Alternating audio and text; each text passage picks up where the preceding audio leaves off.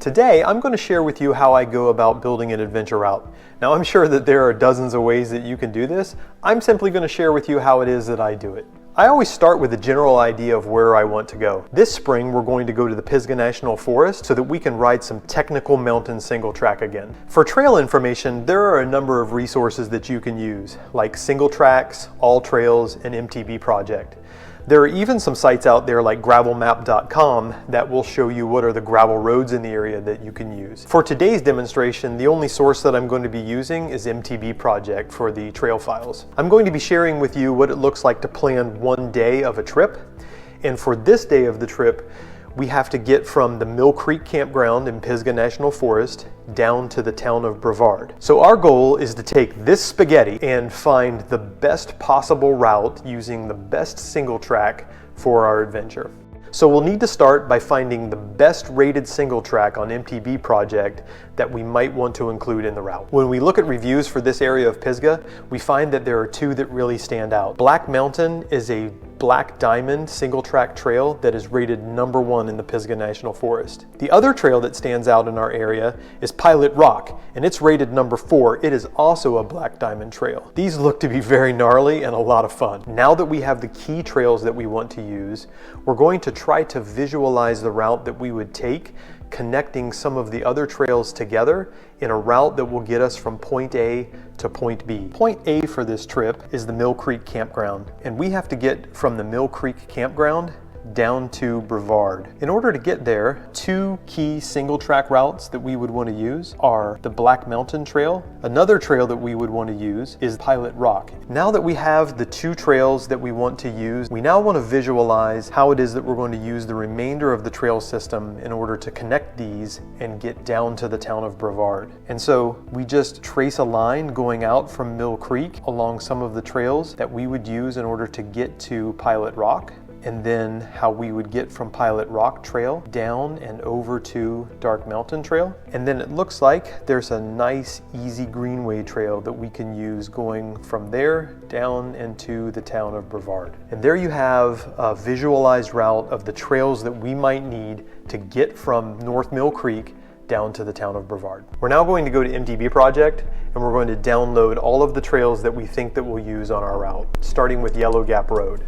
At each of the individual pages, you will find that there is a link to download the GPX file. Okay, now that I have all my files, I'm gonna go check the Finder and make sure that they're all there and present. Next, we're gonna use Garmin Basecamp. I've used Garmin Basecamp for a number of years. It is my favorite GPX editor. There are numerous other free ones out there. There's GPX Editor and GPX Studio that can be used as well. Realize that some of these tips and tricks, they might work in different ways on other tools that you have available to you. I'm just gonna show you how I do it on Garmin Basecamp. Now, I've created a folder called the Pisgah Trail Build, and I have a new list I'm going to be adding those GPX files into. Now that I've downloaded all of the files that I need to import them into Garmin Basecamp. And I'm in my Downloads folder, and so I'm going to select every file that I just downloaded from MTBProject, and I'm going to import them into Basecamp. And you can see now that I have my start point, Mill Creek Campground, and I have my end point, downtown Brevard, and I have a string of trails that look a little bit better to use in order to get from the Mill Creek Campground all the way down to the town of Brevard. I can see here that I have a gap in my trail, and so I'm going to go and see if I can find that GPX file. Which one was the one that I was missing? It looks like the one I'm missing is part of this South Mills River Trail, and so I need to import the South Mills River Trail as well. And now we go over to Garmin Basecamp, and we will import that as well. And there you have it. It looks like more of a line that we can follow now. You can see as we leave Mill Creek Campground, we head up the Laurel Mountain Trail, down Pilot Rock, back on Yellow Gap Trail, onto Wolf Ford Road, and then down to Buckhorn Gap Trail, Dark Mountain Trail, down to 276, and then we take the City of Brevard Greenway down into downtown Brevard. But the trail as it is right now, you can't really follow that. Well, you could, but it'd be easier if we trimmed it up a little bit and we cleaned it. So let's get to work cleaning this up. The first thing we want to do is we want to trim each of the tracks of the elements that we're not going to use. And so we're going to split them, and we're going to discard elements that we don't want. And so for the very first trail that we're going to split is going to be this Yellow Gap Road. and we only need the part that goes from Mill Creek Campground down to Laurel Mountain, and we need the part that goes from Pilot Mountain or Pilot Rock down to Wolf Ford Road. And so in order to split this track, you just choose the point where you want to split it. After you double click that, it opens up a dialog box here that shows you the details of that track. And so since I have a selected point now, I want to split the track at that selected point. And so I've done that on that end. Now I want to go to the other end and I want to do the same thing. Now that we've done that, you can see that we have 3 yellow gap roads that are appearing in our list here. And we want to delete the middle portion, and so we just select the middle portion, and you can see that we have it highlighted. That is the piece that we want to delete.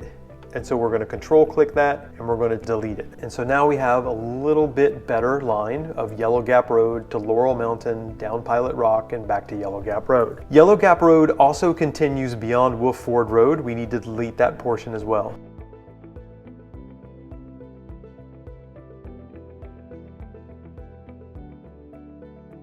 The next track that we need to split and delete is the Mills River Trail. It continues on beyond where we're going to get off and head up over Dark Mountain. Let's split that track at that selected point. And the South Mills River Trail that continues on, we will not be going down that, so we will delete that portion of the trail. It looks like there's one final piece that we're going to have to delete, and that is a piece of the Black Mountain Trail that starts further back than where we're going to join the trail. So let's go ahead and zoom in where we're going to join the Black Mountain Trail. Double click to select that point, and then we will split at that selected point. The new trail we will delete. And there we have it, a much better line that we're going to follow from start to finish. You can see each element of the trail that we pulled out and we made into what can be joined now into one continuous line. But there's one more thing that we have to do before we join this into one continuous track. You will notice as we go through these parts of the track, there are some sections that are going the wrong way. That is not the way that we're going to be traveling. We're going to leave Mill Creek Campground and we're going to go west towards Laurel Mountain. So before we join the tracks, it's important that we go and look at each of these tracks and we make sure that they're progressing, they're traveling in the same direction that we want to go when we actually go out and do the trail. And how you do that is, this portion of Yellow Gap Road is going the wrong way. And so what you do is just double click that so that you can get the trail info. And so how you fix that is you invert the track. Just that simple. I think in GPX Editor and GPX Studio, you go in and you reverse the track. Now we just go through the rest of our trails and we take a look and we see which ones are going the wrong way and we just invert those. Once you have everything going the correct direction, the next step is to join all of the tracks together. And now the way that we select them in the list is the way that they're going to order for the join. And so it's important to do that here. You have the opportunity later on to order them the way that you want to order them, but I find that it's just easier for me to select them in the list in the order that I want them to be joined. And once you have that, you can control click and join those tracks.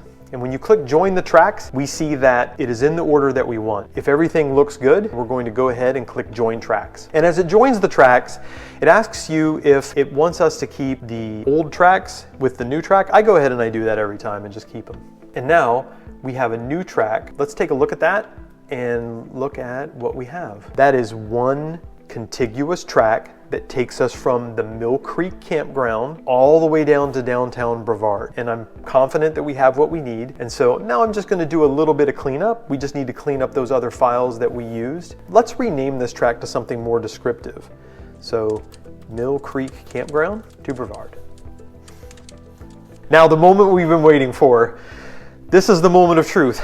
We connected all of these tracks together in these lines to create one contiguous track. Now, what is the mileage and what is the elevation profile? We just double click on it so we can get the information for that track. And we see that it is 27.8 miles and it is a climb of 4,230 feet and a descent of 4,295 feet. So almost to the point of killing me, but not quite. So I think that this might be an acceptable track for us to take on our adventure. While we're here, we can go ahead and click on this logo in order to get our elevation profile. And this elevation profile will give you a sense of what the day is going to be like. And so it looks like We start the morning out climbing fairly steadily to get to our peak elevation of the day. Then we have a short but very steep downhill to take us to a relatively flat portion. We have another short climb to take us to another peak where we have 2 descents to get us down to the Greenway to go into the city of Brevard. So that looks like a fun trip to take. Once you're here, you could export this track into your favorite GPS device of choice and it would work for you. But there's a little cleanup that I like to do, and so that I can visualize it in Google Earth Pro. What needs to be cleaned up, if we look at the track file here, you can see that these tracks were laid in 2018 by someone and then uploaded onto MTBProject. Later on in the file, you can see that these tracks were laid in August of 2019. And so if we want to play back this track in something like Google Earth Pro, it's not going to play because, or it's not going to play right because the dates are just all out of whack. So there is a tool that you can use in order to clean up this file so that you can import it into Google Earth Pro and play it. The first thing that we need to do is we need to export this file out of Garmin Basecamp. Here we have the GoToes utilities for Strava. This is a tool that we can upload our file and we can clean up some of those timestamps. So now we're just going to choose our file from the desktop. And you can let the tool guess your time zone. I find that it's just easy for me to go to America's New York, just in case something's weird. And I just like to start the activity at 7 a.m. and I'm gonna do that on January 1st of 2021 at 7 a.m. What I'm gonna ask GoToes to do is just create an average speed of 8 miles per hour for us. And we're gonna also ask it to use the elevation in calculating the speed like we're on a bicycle. And so what the utility will do is averaging out 8 miles per hour, it's going to make us go slower uphill and then faster on the downhill sections.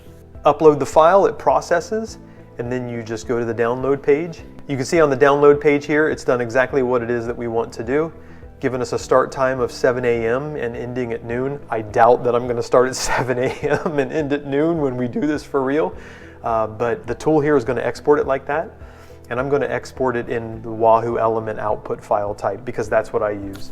You click and combine and then it downloads. Now I've transferred the file over to this other Mac. It's beefy enough that it can run Google Earth Pro. And what this allows you to do, you can play the track of what you're going to ride that day to get a really good feel of how it is going to be out there when you're riding on the trail. As I mentioned before with GoToes, it alters the file such that you're going slower uphill and faster downhill, so it gives you even that more real feel when you're in Google Earth Pro watching the video and seeing you travel the trail. It's also a good idea to share the trip that you've made with your friends and get their feedback and suggestions for alterations that would make the trip better. After you've visualized the track and decided that it's something that you can do and want to do, all that's left is to upload it into your favorite GPS device and get out there and do it. Later.